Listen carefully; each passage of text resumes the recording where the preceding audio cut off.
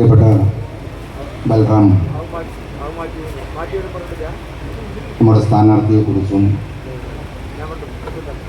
സമകാലികമായ India അഭിമുഖീകരിക്കുന്ന രാഷ്ട്രീയത്തെക്കുറിച്ചുമൊക്കെ ചെറിയ സമയത്തിലാണെങ്കിലും സമഗ്രമായി ഇവിടെ പ്രതിപാദിക്കുകയുണ്ട്. നേതാക്കന്മാരുടെ ഒരു നീണ്ട നിര തന്നെ പിറകിലുണ്ട്. സ്ഥാനാർത്ഥിയും ഇവിടെ നിങ്ങളോട് സംസാരിക്കുന്നതിന് വേണ്ടി എത്തിയിട്ടുണ്ട്.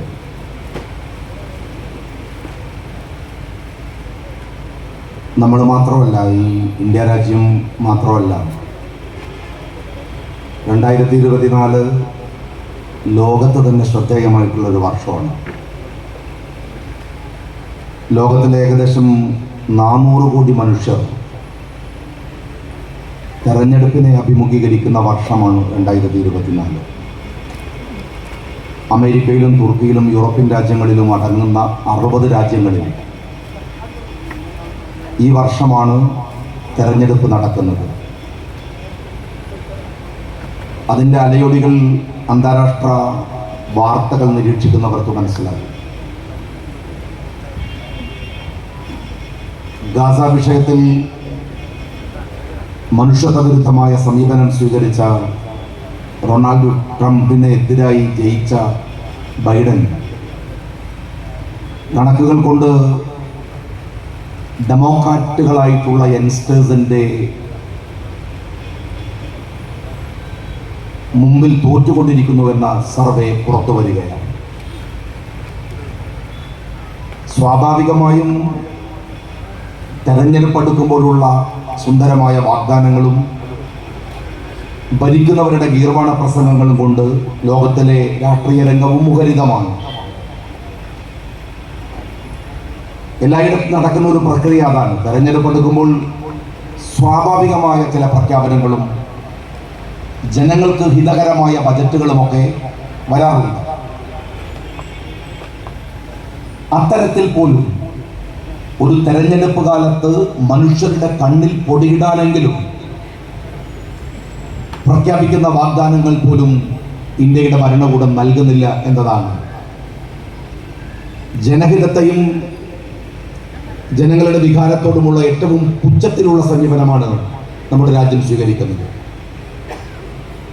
തെരഞ്ഞെടുപ്പ് കാലത്തുള്ള ഇന്ത്യയുടെ ബജറ്റ് പുറത്തിറങ്ങി ഒരാഴ്ച തികയുന്നതിന് മുമ്പ് ഇന്ത്യയിലെ കർഷകർ തെരുവിലേക്ക് ഇറങ്ങി. കർഷകരുടെ രാഷ്ട്രീയം കൃഷി മാത്രമാണ്. കർഷകരുടെ മതവും കൃഷിയാണ്.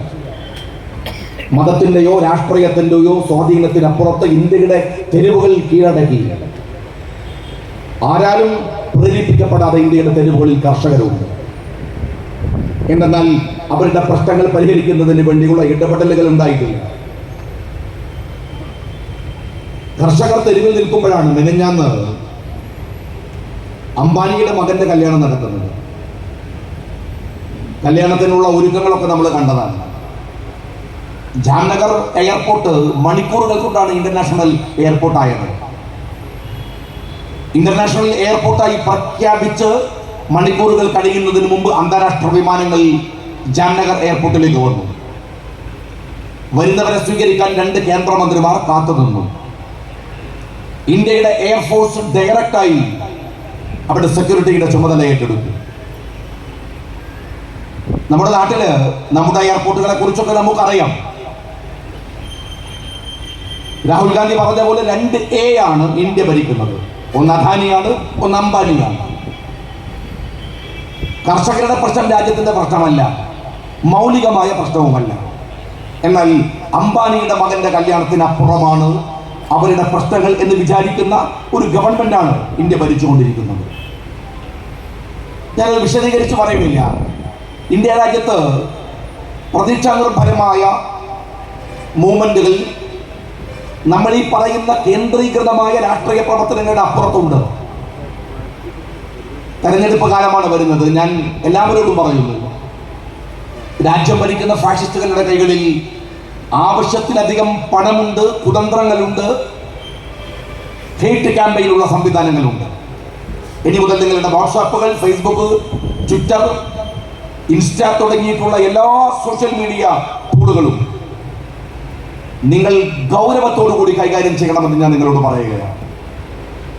രാജ്യത്തിലെ മനുഷ്യരെ തമ്മിൽ തല്ലിക്കുന്ന, വെറുപ്പ് പ്രചരിപ്പിക്കുന്ന, നുണകൾ പ്രചരിപ്പിക്കുന്ന എന്ത് മെസ്സേജുകൾ കിട്ടിയാലും ദയവ് ചെയ്ത് അത് ഫോർവേഡ് ചെയ്യാതിരിക്കുക. ഇതൊരു ആസൂത്രിതമായ ശ്രമമാണ്. കരുതലോടുകൂടി ഇരിക്കാനുള്ള ബാധ്യതയുണ്ട്. ഭയപ്പെടുത്തുക എന്നതാണ്. വ്യാപകമായ പ്രചാരണങ്ങൾ നടക്കുന്നത്. ഇപ്പൊ ഇന്ത്യ ടുഡേയുടെ ഒരു സർവേ വന്നു. ഇന്ത്യ ടുഡേയുടെ രാഷ്ട്രീയമൊക്കെ സാമാന്യ ബുദ്ധിയുള്ളവർക്ക് അറിയാം. മോദി പിന്നെയും വരാൻ പോവാണെന്നാണ്. ഇന്ത്യ ടുഡേയുടെ സർവേ കൊണ്ട് സംഭവിക്കുന്നത് അദാനിയുടെ ഷെയർ മാർക്കറ്റിലെ വാല്യൂ കൂടും, അംബാനിയുടെ ഷെയർ മാർക്കറ്റിലെ വാല്യൂ കൂടും. അതിനകത്ത് കർഷകന്റെ പ്രശ്നങ്ങൾ പരിഹരിക്കുമോ? രാജ്യത്തിലെ മനുഷ്യരുടെ പ്രശ്നങ്ങൾ പരിഹരിക്കുമോ? അതിന് സംവിധാനങ്ങളുണ്ടോ? അത്തരം സംവിധാനങ്ങളില്ല, അങ്ങനെ ഏർപ്പാടുമില്ല. മനുഷ്യരെ നിരാശപ്പെടുത്തുന്ന ഇന്ത്യ മുന്നണി വന്നാൽ അപകടമുള്ള കുറെ ആളുകളുണ്ട്. ഞാൻ എപ്പോഴും ഓർക്കാറുണ്ട്, ഈ ജീവിതത്തിൽ നമ്മൾ മറക്കാത്ത ചില കാഴ്ചകളും വാക്കുകളും സന്ദർഭങ്ങളും ഒക്കെ ഉണ്ടാവും. രാഷ്ട്രീയ ജീവിതത്തിൽ മറക്കാനാവാത്ത ഒരു സന്ദർഭമാണ് നേരത്തെ ബൽറാമ പറഞ്ഞ പോലെ രാഹുൽ ഗാന്ധിയുടെ ആ ജോഡോ യാത്ര ആദ്യത്തെ അതിന്റെ സമാപനത്തിന്റെ ഒരു സീനുണ്ട്. വികാരനിർഭരമായിട്ടാണ് ഞാൻ ആ പ്രസംഗം കേട്ടത്. നിങ്ങളെല്ലാവരും കാശ്മീരിൽ ഇങ്ങനെ മഞ്ഞു പെയ്തുകൊണ്ടിരിക്കുന്ന ഒരു സമയത്ത് ഒരു രോമത്തൊപ്പി വെച്ച് അക്ഷോഭ്യനായി രാഹുൽ ഗാന്ധി ഇന്ത്യയിലെ മീഡിയയുടെ മുമ്പിൽ നിൽക്കുന്നുണ്ട്. മുസ്ലിം ലീഗിന്റെ പ്രതിനിധിയായി അന്നവിടെ പാർട്ടിയുടെ പ്രതിനിധിയും സന്നിധം അവിടെ ഉണ്ടായിട്ടുണ്ട്. കാശ്മീരിൽ പീഡിപ്പിക്കപ്പെട്ട മനുഷ്യരെ കുറിച്ച് രാഹുൽ പറയുന്നുണ്ട്. വെറുപ്പ് കൊണ്ട് തീർത്ത ഇന്ത്യയുടെ ഗ്രാമങ്ങൾ വഴി സഞ്ചരിച്ച ആ മനുഷ്യന്റെ അനുഭവങ്ങൾ പറയുന്നുണ്ട്.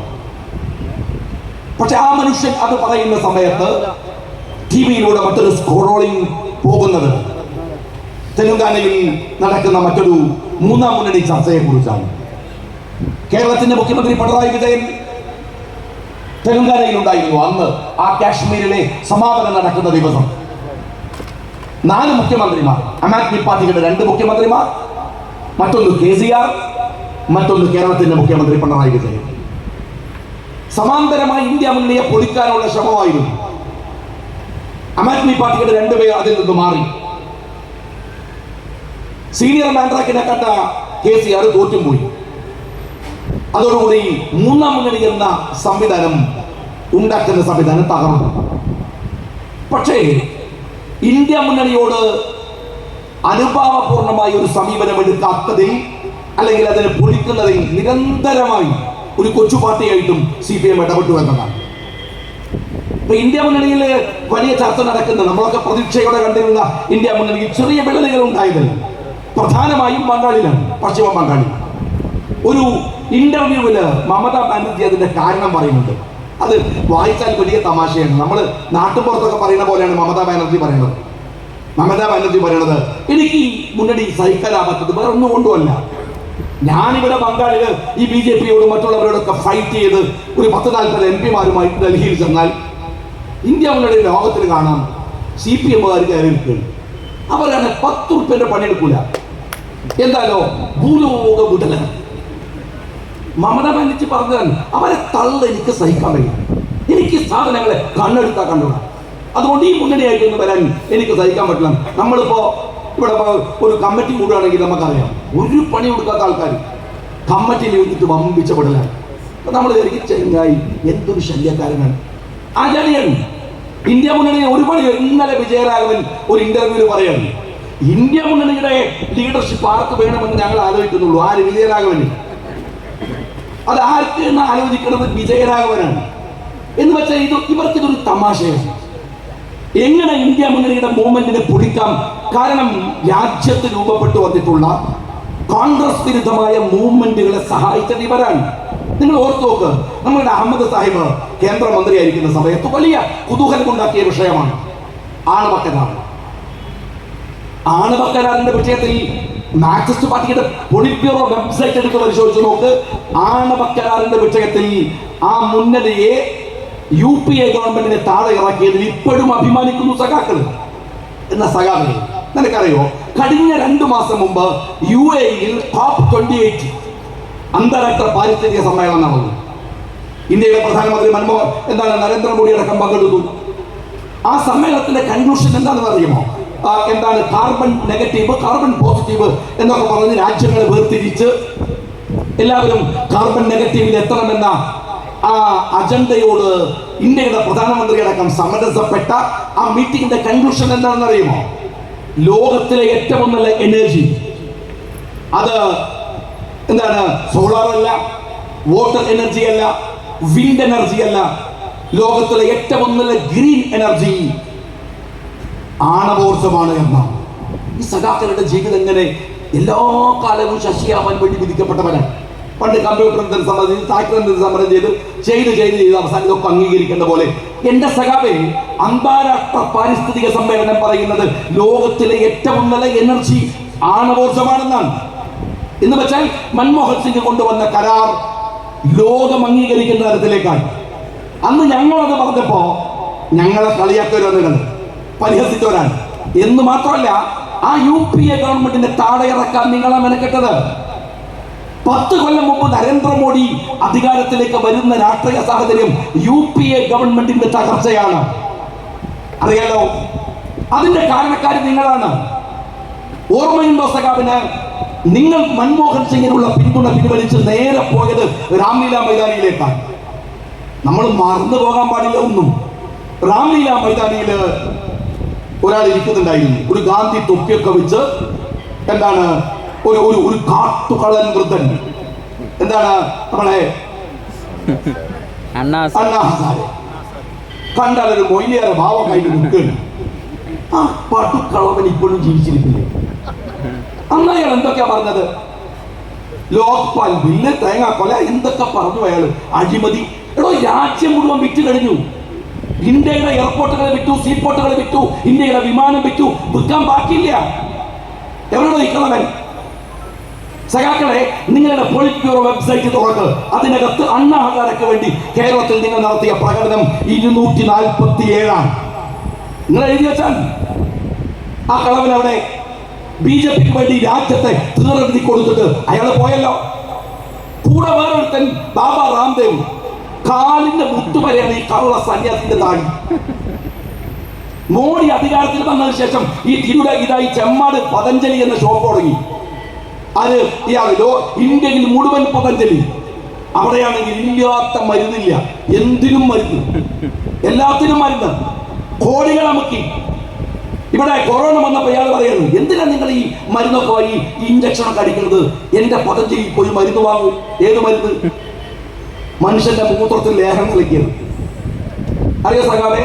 ആ ബാബ രാംദേവിന് വേണ്ടി കേരളത്തിൽ നിങ്ങൾ പ്രകടനം നടത്തിയെന്ന് പറയുന്നത് ഷാജിയല്ല, പറയുന്നത് മാർക്സിസ്റ്റ് പാർട്ടിയുടെ വെബ്സൈറ്റ് ആണ്. നിങ്ങൾ തുറന്നു നോക്ക്. എന്നുള്ളത് പറയുകയാണെങ്കിൽ എവിടെയാ ബാബ രാംദേവ്? നിങ്ങൾ ഈ രാജ്യത്തിൽ BJPയെ കൊണ്ടുവന്നവർ സഹായിച്ചതാണ്. ഇനിയിപ്പോഴോ നിങ്ങൾ കോൺഗ്രസ് നിന്ന് പത്മജ BJP പോയതല്ലേ? നിങ്ങൾ പറയുന്ന കണക്ക് ഇവിടെ അത് നേരിട്ട് പോയതല്ലേ? നിങ്ങൾ ഈ രാജ്യത്തെ പിന്നാമ്പുറത്ത് കൂടെ BJPയുടെ അടുക്കളയിൽ കൊണ്ടുപോയി പണയം വെക്കാൻ ശ്രമിക്കുന്നവരല്ലേ നിങ്ങൾ? അല്ലേ? കേരളത്തിലെ BJPയുടെ സ്ഥാനാർത്ഥിയെ നിങ്ങൾക്ക് കാസർഗോഡ് മുതൽ തിരുവനന്തപുരം വരെ ആ സ്ഥാനാർത്ഥികളൊന്ന് പരിശോധിച്ച് നോക്ക്. നിങ്ങൾ ഇവിടെ എന്ത് സ്ഥാനാർത്ഥിയുണ്ടോ? മനുഷ്യനറിയാൻ ആരെങ്കിലും ഇതിനകത്ത് ആരെങ്കിലും ഉണ്ടോ? ഇതൊരു കച്ചവടമല്ലേ? നിങ്ങൾ കൃത്യമായി നടത്തുന്ന കച്ചവടമല്ലേ? നിങ്ങളെ മാറ്റാൻ പോകണം എന്താണ്? തൃശ്ശൂരാണ്. തൃശ്ശൂർ BJPക്ക് കൊടുക്കുക, ബാക്കിലെടുത്ത മുഴുവൻ BJP CPMന് വോട്ട് ചെയ്യുക എന്ന കരാറിന്റെ പേരിലാണ് അപ്രസക്തരായ BJP സ്ഥാനാർത്ഥികളെ കേരളം മുഴുവൻ നിങ്ങൾ നിർത്തിയിരിക്കുന്നത്. എന്തിനെന്നറിയോ? കോൺഗ്രസിന്റെ UDFന്റെ എണ്ണത്തെ കുറക്കാൻ വേണ്ടിയുള്ള പരിശ്രമമാണ് നിങ്ങൾ നടത്തിക്കൊണ്ടിരിക്കുന്നത്. കേരളത്തിലെ മാർക്സിസ്റ്റ് പാർട്ടി അതിന്റെ വിശദാംശങ്ങളിലേക്ക് പോകല്ല. അത് കൃത്യം തൃശ്ശൂര് ഉറപ്പാണ്. എന്താ കാര്യം? തൃശ്ശൂരിൽ എന്താണ് ചോദ്യം? വീണമോള് വേണോ, തൃശ്ശൂർ കൊടുക്കണം? പിണറായി വിജയന് വീണമോള് വേണമെങ്കിൽ തൃശ്ശൂർ വിട്ടുകൊടുക്കണം. തൃശ്ശൂർ കൊടുക്കണില്ലേ, വീണമോള് ജയിലിൽ പോണ്ടി വരും. ഒരു സംശയങ്ങൾ വിചാരിക്കണ്ട. SFIO എന്നൊക്കെ പറയുന്നത് കേന്ദ്രം കയ്യിൽ വെക്കുന്ന ടൂളാണ്. ഇടക്കൊന്നും വരും, പഠിപ്പിക്കും. അതിന് പിണറായി വിജയനൊക്കെ ഒന്ന് ബേജാറായി. സത്യനാഥ് എന്താ വൈദ്യനാഥൻ പിന്നെ അഡ്വക്കേറ്റ് വരും, അരവിന്ദ് ദത്താർ വരും, കോടികളെ അവർക്ക് കൊടുക്കും, എന്നിട്ട് വാദിക്കും, പോവും. SFIO പിന്നെ എവിടെയാ? ഈ SFIO നിങ്ങൾ കാണിക്കുന്നത് വിലപേശാനാണ്. അന്വേഷണ ഏജൻസിയെ വെച്ച് രാജ്യത്തിൽ ആളുകളെ ഭയപ്പെടുത്തുന്നത് പോലെ നിങ്ങൾ ഈ SFIOയും വെച്ച് വില പറയുന്നത് കേരളത്തിലെ ഇടതുപക്ഷത്തിനാണ്. ഇവിടുത്തെ സഖാക്കളത് അതിൽ കക്ഷികളൊന്നും ഞാൻ പറയുന്നില്ല. നിങ്ങളുടെ നേതൃത്വമുണ്ട്, ഒരു സംശയങ്ങൾ വിചാരിക്കേണ്ട. അവർ കൃത്യമായിട്ടുണ്ട്, കൃത്യമായ അജണ്ടകൾ അതിന്റെ പുറകിലുണ്ട്. ഒറ്റ കാര്യം, നിങ്ങൾ ഇതിന് വില കൊടുക്കേണ്ടി വരുമെന്ന് മാത്രം നിങ്ങൾ വിചാരിച്ചാൽ മതി. ചെറിയ കേസല്ല. ഒരൊറ്റ കാര്യം ഞാൻ ശമ്പളം കൊടുക്കാൻ പൈസ ഇല്ല. ഇവിടൊക്കെ ഈ നമ്മുടെ നാട്ടിലൊക്കെ പരസ്യം കാണും. ഈ മാട്രിമോണിയിൽ പരസ്യം കാണുമ്പോൾ എന്താ പറയുന്നത്? അതിനകത്ത് പറയും 22 വയസ്സുള്ള ചെറുപ്പക്കാരൻ, 22 വയസ്സ്, ഇന്ന് സമുദായം വലിയ വെണ്ടക്കയിൽ പറയും സർക്കാർ ജോലി. കല്യാണത്തിന് ഇതൊരു അട്രാക്ഷൻ ഉണ്ട്. അത് കാണുന്ന മാട്രിമോണിയൽ സൈറ്റിനകത്ത് ആരും ഒന്ന് നോക്കും. എന്താ കാര്യം? ഗവൺമെന്റ് ജോലി എന്ന് പറയുന്നത് ഒരു സെക്യൂരിറ്റിയാണ്, ആളുകൾക്കൊരു ഉറപ്പാണ്. ചരിത്രത്തിൽ ആദ്യമായി കേരളത്തിലെ ശമ്പളം മുടങ്ങിയിരിക്കുന്നു. ഞാൻ സഖാക്കളോട് ചോദിക്കട്ടെ, നിങ്ങൾക്ക് കുറെ യൂണിയൻ ഒക്കെ ഉണ്ടല്ലോ, പല ആളുകളുണ്ടല്ലോ.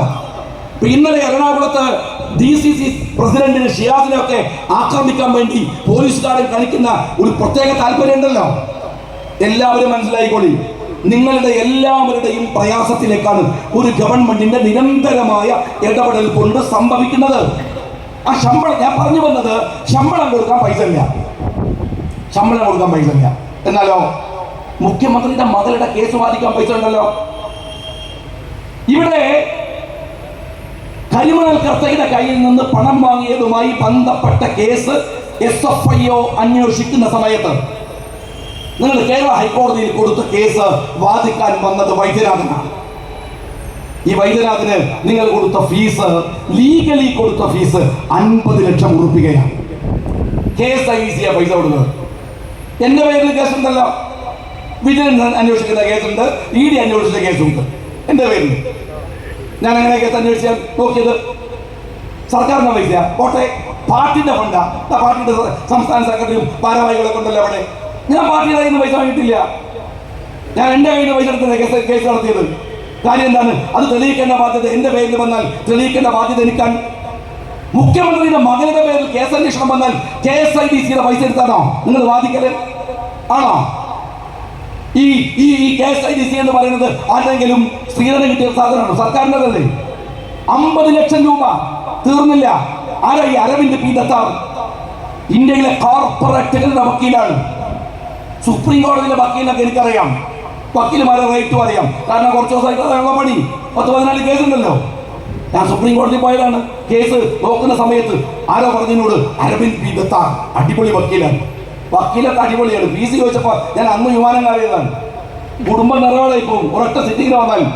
കോടിയുടെ വിലയാണ്. ഈ അരവിന്ദ് P. ദത്താറിനെയാണ് നിങ്ങൾ കർണാടകയിൽ മുഖ്യമന്ത്രിയുടെ മകളുടെ കേസ് അന്വേഷിക്കാൻ, കേസിനു വേണ്ടി വാദിക്കാൻ കൊണ്ടുപോയത്. എന്നാലോ പാവപ്പെട്ടവന് കൊടുക്കാൻ ശമ്പളം കയ്യിലില്ല, ശമ്പളമില്ല. ഇവിടെ നിങ്ങൾ നവകേരള യാത്ര നടത്തി എത്ര പൈസയാണോ ദൂർത്തടിച്ചത്? അതിനു വേണ്ടി കൊടുത്ത പ്രിന്റിംഗ് നോട്ടീസിന്റെ, പത്രപരസ്യത്തിന്റെ കോടികളുടെ കണക്ക് ഇന്നലെ പുറത്തു വന്നു. എത്ര പൈസ? മുഖ്യമന്ത്രിക്ക് ബസ്സിൽ നിന്ന് ഇറങ്ങാൻ ലിഫ്റ്റ്, ഒരു സ്റ്റെപ്പും വന്ന് അടുത്ത സ്റ്റെപ്പ് ഇറങ്ങാൻ ലിഫ്റ്റ്. അതിനുപോലെ ഞാൻ ഈ സ്റ്റെപ്പും ലിഫ്റ്റും ഒന്നുമല്ല എന്നെ അതിശയപ്പെടുത്തിയത്. കാര്യം എന്താ? നിങ്ങൾ മുഖ്യമന്ത്രിയുടെ വീട്ടിലെ സ്വിമ്മിംഗ് പൂൾ ലക്ഷക്കണക്കിന് റുപ്യ. ഞാനിങ്ങനെ ആലോചിച്ചു, ഇയാൾ ഈ വരുന്ന പോകുന്നൊക്കെ കണ്ടപ്പോൾ ഇയാൾക്ക് ഒരു സ്റ്റെപ്പും വന്ന് അടുത്ത സ്റ്റെപ്പ് ഇറങ്ങണമെങ്കിൽ ലിഫ്റ്റ് വേണം. സ്റ്റെപ്പുകൾ ഒന്നാമത്തെ നില രണ്ടാമത്തെ നിലയ്ക്കല്ല, ഒരു സ്റ്റെപ്പും വന്ന് അടുത്ത സ്റ്റെപ്പിലേക്ക്. ഇവിടെയാണ് ഇപ്പോൾ പൊതുയോഗം നടക്കണമെങ്കിൽ ആ മതിലൊക്കെ പൊളിച്ചിട്ട് ബസ് കൊണ്ട് വരണം. എന്നുവെച്ചാൽ ആടുന്ന ഇവിടം വരെ നടക്കാൻ ഇയാൾക്ക് പറ്റൂല. എടോ അങ്ങനത്തെ ഒരാളെങ്ങനെയാണോ നീങ്ങുക? സ്വാഭാവികമായ കൺഫ്യൂഷനാണ്. ഈ 10-50 ലക്ഷം റുപ്യ മുടക്കിയിട്ട് നിങ്ങൾ സ്വിമ്മിംഗ് പൂൾ ഉണ്ടാക്കിയിട്ട് ഇയാൾക്ക് നീന്താൻ പറ്റുമോ? പറ്റൂലല്ലോ. പിന്നെ ആരോട് അവിടെ നീന്തുന്നത്? മുഹമ്മദ് റിയാസോ പേരക്കുട്ടിയോ? അതാണ് ഈ രാജ്യത്തിലെ പാവപ്പെട്ടവന്റെ പൈസ എടുത്ത് ഉണ്ടാക്കേണ്ട സ്വിമ്മിംഗ് പൂള്. പാവപ്പെട്ടവന് ശമ്പളം കൊടുക്ക്, അത് കൊടുക്കാൻ സർക്കാരിന്റെ കയ്യിലെ പൈസ ഇല്ല. പിന്നെ കുറ്റം പറയരുത്, BJPക്കാര് വിഷമമൊന്നും ഉണ്ടാവരുത്. നിങ്ങൾ എന്തൊക്കെ നിങ്ങളെ പറ്റി കുറ്റം പറഞ്ഞാലും നമ്മളുടെ മുഖ്യമന്ത്രി ഒരു നല്ല പശുഭക്തനാണ്.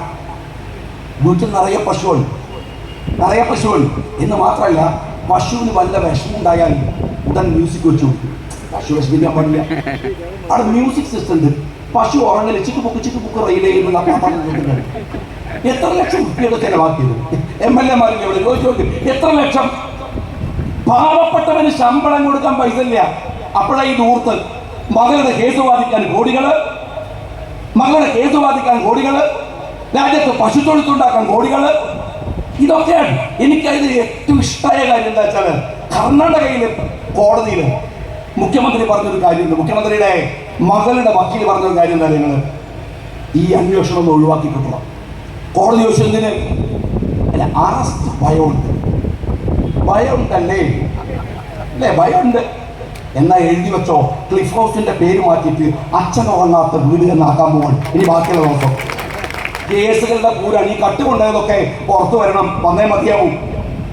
ഇതിന്റെ രാഷ്ട്രീയം അറിയണം. നിങ്ങൾ ഇങ്ങനെ ഒരു അതിക്രമ രാഷ്ട്രീയത്തെ നിലക്ക് നിർത്തേണ്ടതില്ലേ? എന്തെല്ലാം കാര്യങ്ങളാണ്. ഇപ്പൊ ഇന്നലെ നിങ്ങൾ ആലോചിച്ചു, ഒരു മനുഷ്യന് ഒരു ആങ്കർ സാധാരണ നമ്മളൊക്കെ ഈ പരിപാടിക്ക് സംവിധാന സാഹിബൊക്കെ പോകുന്ന എത്ര പരിപാടികൾക്ക് നമ്മൾ ചെല്ലുമ്പോൾ പുറത്തുനിന്ന് ഒരാൾ വെറുതെ കൊഞ്ച് എങ്ങനെ പരിപാടിക്ക് അദ്ദേഹത്തെ അധ്യക്ഷൻ ഉണ്ടാവും. നല്ല അധ്യക്ഷൻ വെറുതെ കുതിരലാണ്. ഒരാൾ വിളിക്കും, അതൊരു 4 വർത്താനൊക്കെ പറയും. നമ്മൾ പ്രസംഗിച്ച് ഒരു അരമണിക്കൂർ 1 മണിക്കൂറൊക്കെ പ്രസംഗിച്ചാൽ നന്ദി.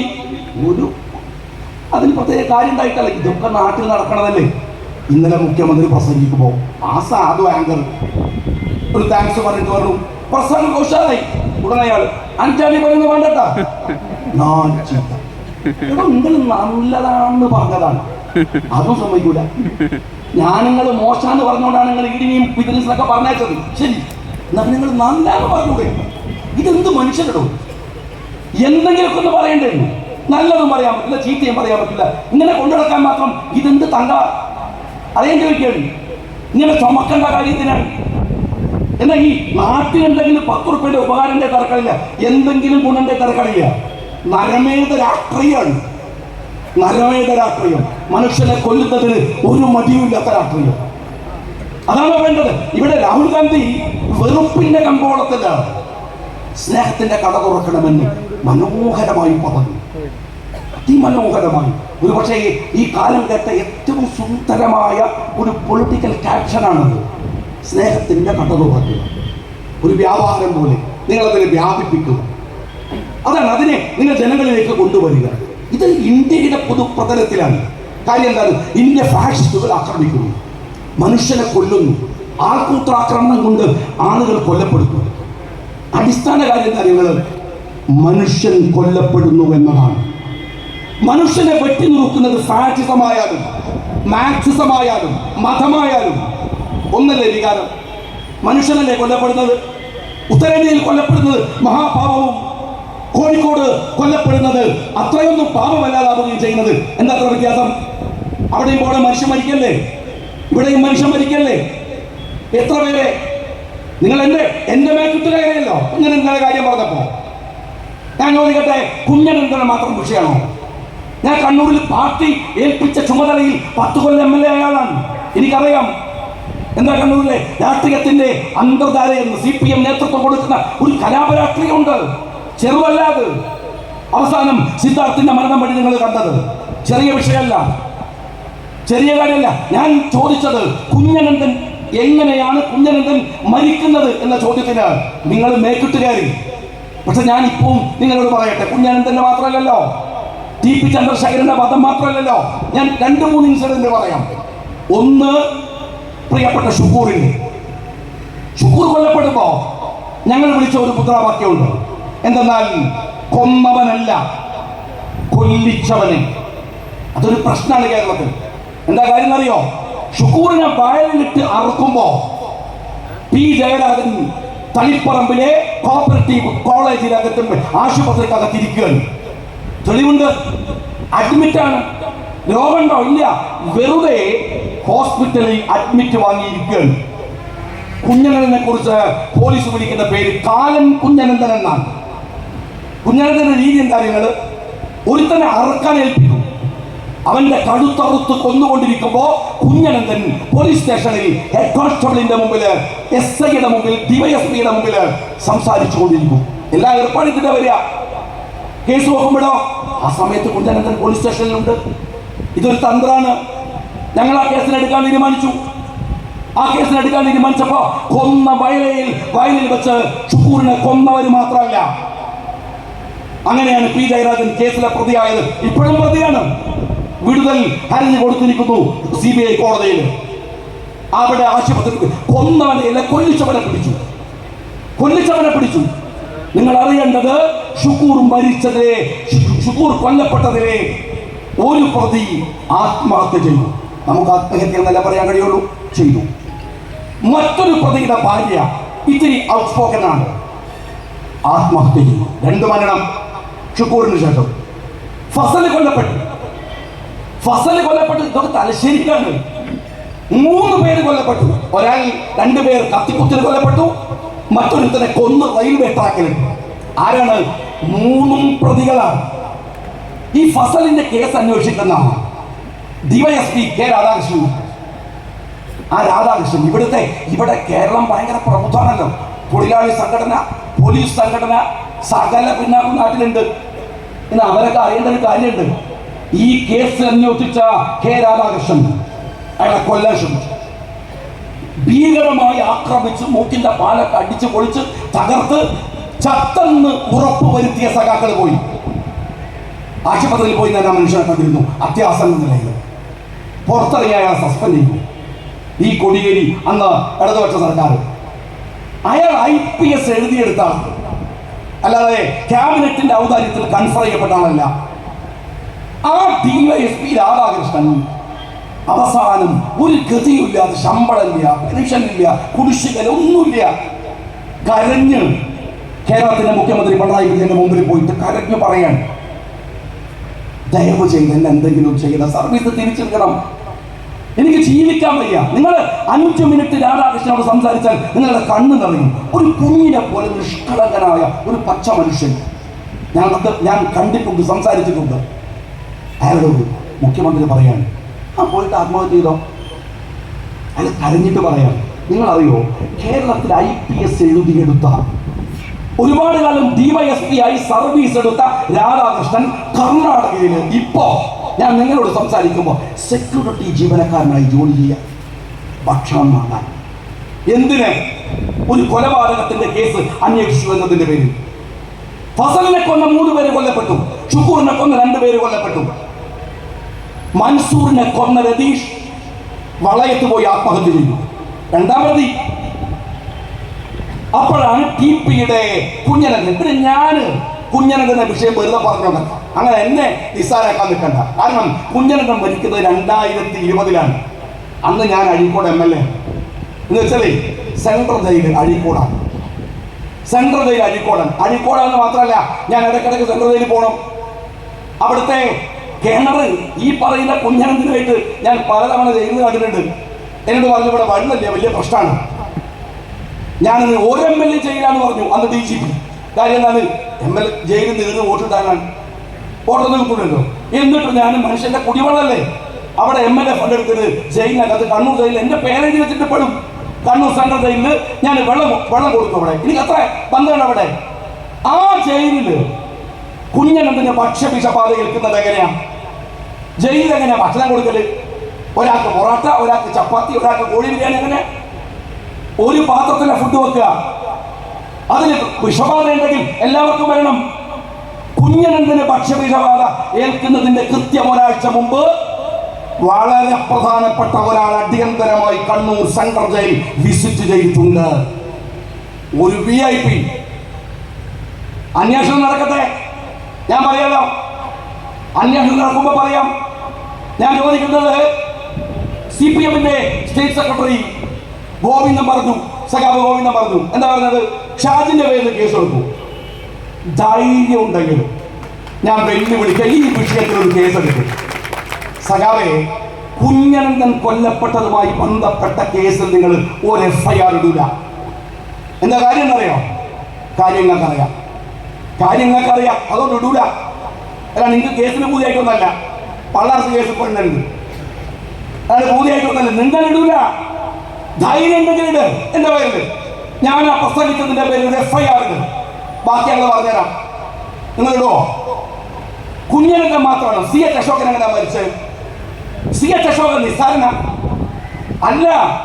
കുഞ്ഞനന്ദനെ പോലെ പ്രധാനപ്പെട്ട കണ്ണി ONGM ബ്രാഞ്ച് സെക്രട്ടറി, NGO യൂണിയന്റെ സംസ്ഥാന ഭാരവാഹി മരിച്ചെന്ന വിവരം നാട്ടുകാരറിഞ്ഞ് RMP. ഞാൻ ഇന്നലെ വടകരയിൽ RMPയിൽ അവിടെ ഉള്ള അവരടക്കമുള്ള പരിപാടിയിൽ സംസാരിച്ചിട്ട് വരുന്നത്. അവരെന്നെ കണ്ടു. RMP അന്ന് പറഞ്ഞു അശോകന്റെ മരണത്തിൽ ദുർബലയുണ്ട്. ഇതൊരു കഷ്ടമാണ്. നിങ്ങൾ വിചാരിക്കുന്ന പോലെയല്ല. കൊല്ലുക, എന്നിട്ടോ കൊന്നവനെ പിന്നെയും കൊല്ലുക. ഒറ്റ കാര്യം നിങ്ങൾ മനസ്സിലാക്കേണ്ടത്, ഹൈക്കോടതിയിൽ TP ചന്ദ്രശേഖരന്റെ വാദം വന്നത്. അതിൽ കോടതിയിൽ പറഞ്ഞൊരു കാര്യം എന്താ? നിങ്ങൾ TP ചന്ദ്രശേഖരനെ കൊന്ന 1, 2, 3, 4, 5, 6, 7 7 പേർ, 7 പ്രതികൾ, 1 മുതൽ 7 വരെയുള്ള പ്രതികൾ. കോടതിയുടെ നിരീക്ഷണം എന്താ അറിയോ? TP ചന്ദ്രശേഖരനെ കണ്ടിട്ടില്ല, TP ചന്ദ്രശേഖരനെ അറിയില്ല, TP ചന്ദ്രശേഖരനോട് വിരോധമില്ല. പിന്നെ എങ്ങനെ? ഇവര് വാടകക്ക് എടുത്തതാണ്. പ്രതി അപ്പൊ ഒരു കത്തി വാങ്ങുന്ന പോലെയാണ് പ്രതി. അവര് കുടിക്കാൻ മതിയോ? പോരാ, അവരെ പറഞ്ഞയച്ച അവർ കൊടുക്കും. കേരളത്തിലെ പോൽ ഇതിന്റെ ബാക്കി ഇപ്പൊ സിദ്ധാർത്ഥം മരിച്ചപ്പോ 3 ദിവസമാണ് ആ കുട്ടി വെള്ളം കുടിച്ചിട്ടായത്. പലരും എന്നോട് ചോദിച്ചു. ഇപ്പൊ സമാധാന സാഹിബിനെ പോലൊക്കെ വലിയ കാരുണ്യം, സഹതാപം, സ്നേഹം ഒക്കെ പറയുന്ന ആളുകൾക്കും അങ്ങനെയൊക്കെ സംഭവിക്കുമോ? അതറിയണമെങ്കിൽ നിങ്ങൾ കണ്ണൂരിലെ CPI ചന്ദ്രശേഖരന്റെ എന്ന കേസിലെ ഒരു കുറിപ്പുണ്ട് പോലീസിന്റെ. എന്താ പറയുക? നിങ്ങൾ ചന്ദ്രശേഖരനെ വെട്ടി ചോരയിൽ കുളിച്ചിങ്ങനെ കിടന്നിട്ട് അയാളിങ്ങനെ വില്ലുപോലെ വളയാണ് ഒരു ശ്വാസത്തിന്. അപ്പോൾ കാറിലേക്ക് കയറിയ പ്രതികളിൽ ഷാഫി ആ ഡോർ തുറന്ന് പുറത്തിറങ്ങിയിട്ട് വീണ്ടും ഒരു വട്ടം. ആര് ചികിത്സയുള്ളവർ? ഇവര് മനുഷ്യരല്ല. ഞങ്ങൾ വെറുതെ പറയുന്നത് കേവലം ഒരു വോട്ടിന്റെ രാഷ്ട്രീയം മാത്രമല്ലത്.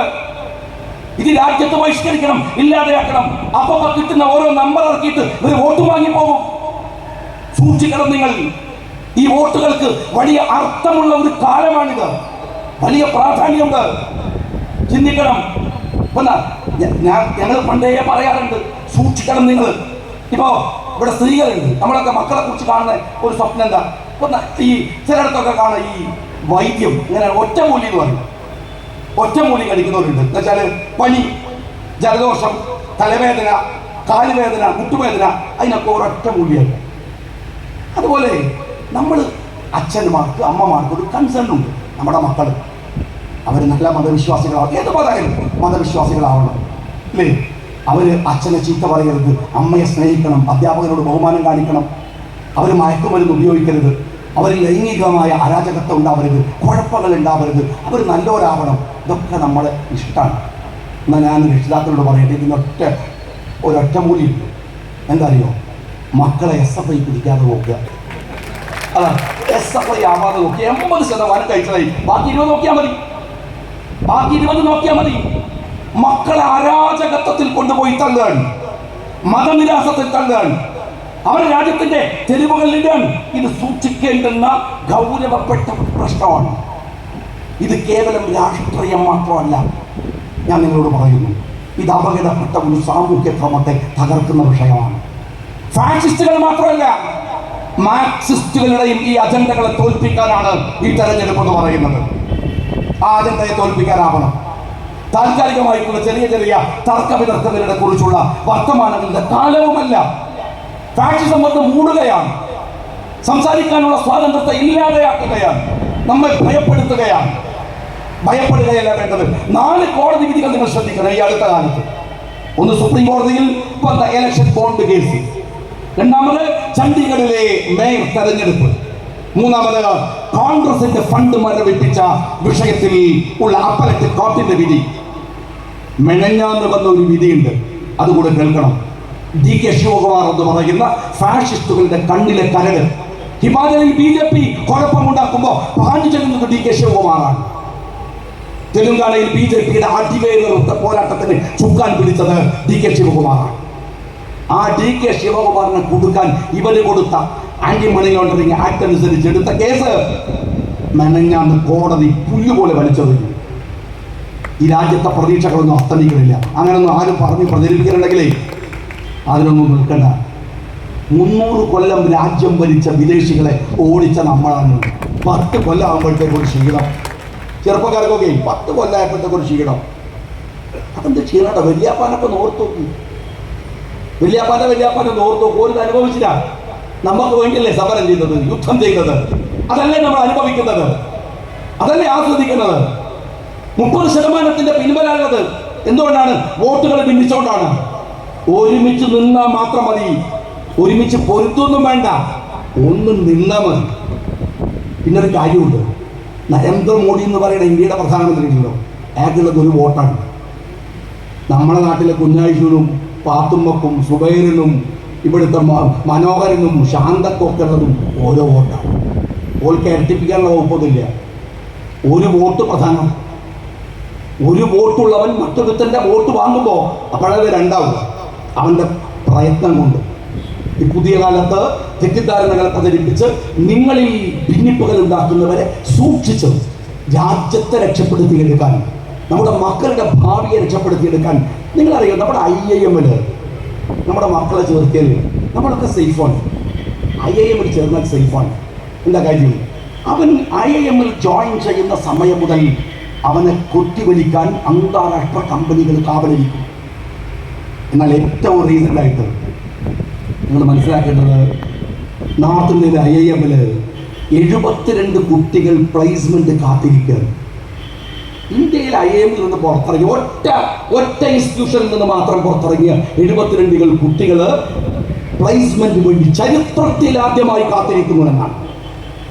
നമ്മുടെ എഡ്യൂക്കേഷന്റെ ക്വാളിറ്റി തകർന്നു, എല്ലാം തകരും. എന്തൊക്കെ ഈ RSS എന്ന് പറയുന്ന പൊട്ട സംഘടന 90 കൊല്ലം കാത്തിരുന്നിട്ടാണ് യുവമാർക്ക് ഈ ഭരണം കിട്ടിയത്. 1925 ഉണ്ടായതാണ്. ഈ 25 100 കൊല്ലം എന്ന് അതിൻ്റെ ഒരു ബുദ്ധി കാണിക്കണ്ടേ? എന്തൊക്കെ പൊട്ടത്തര ചെയ്തത് നമ്മൾ മറന്നുപോയൊക്കെ. നമ്മുടെ ആൾക്കാർ വേറെ ഓരോന്നുമിലേക്ക് പോവാണ്. എന്തെങ്കിലും പറഞ്ഞിരുന്നത് നോട്ട് നിരോധനം.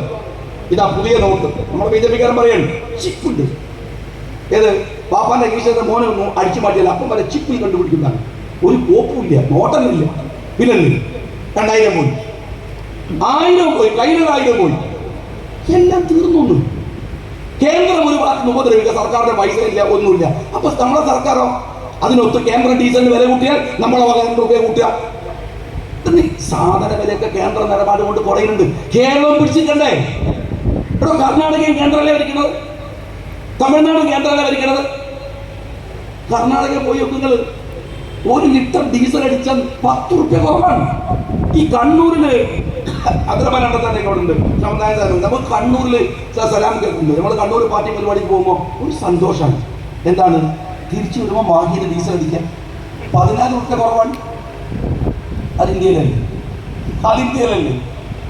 കർണാടക ഇന്ത്യയിലല്ലേ? ഈ പെണ്ണുങ്ങളൊക്കെ തമിഴ്നാട്ടിലോ കർണാടകയിലോ പോയിക്കോളി, എന്തൊരു സുഖമാണ് വിചാരിച്ചത്. കാരണം ഭർത്താവിനോട് തെറ്റിയാൽ രാവിലെ ബസ് കയറി കൊടുക്കുക, വെറുതെ ഇരുന്നാൽ മതി, അങ്ങനെ പോവുക. വെയിലാകുമ്പോഴത്തേന് ഭർത്താവിന്റെ ദേഷ്യമൊക്കെ ഇറങ്ങും. നിങ്ങൾ വീട്ടിൽ പോയി 10 രൂപ കൊടുക്കണ്ടാന്ന്. ഇടയ്ക്കൊരു കടലൊക്കെ വാങ്ങാൻ പൈസ മതി. അഥവാ വീട്ടിൽ കുത്തുന്ന ബോറടിക്കാനോ ബസ് കയറിയോ നാടൊക്കെ അങ്ങനെ കണ്ടുവരുമ്പോൾ മനസ്സിലൊക്കെ ചെറിയൊരു കുളിർമ വരും, സന്തോഷം കിട്ടൂലേ? സ്ത്രീകൾക്ക് ബസ്സിന് പൈസ കൊടുക്കില്ല. അതുകൊണ്ട് ഈ നാട്ടിൽ തന്നെ അല്ലേ സഖാവേ ഇതെന്തൊരു എണ്ണം കെട്ട ഭരണം. ഒരു കേന്ദ്രമില്ല, കേന്ദ്രവും കണക്കാണ്, കേരളവും കണക്കാണ്. ഈ സർവനാശങ്ങൾക്കെതിരെയുള്ള ഒരു വോട്ടായിട്ട് നിങ്ങൾ സമദാന സാഹിബിന് വോട്ട് നൽകി വിജയിപ്പിക്കണം എന്ന് അപേക്ഷിച്ച് കൊണ്ട് നിർത്തുന്നു.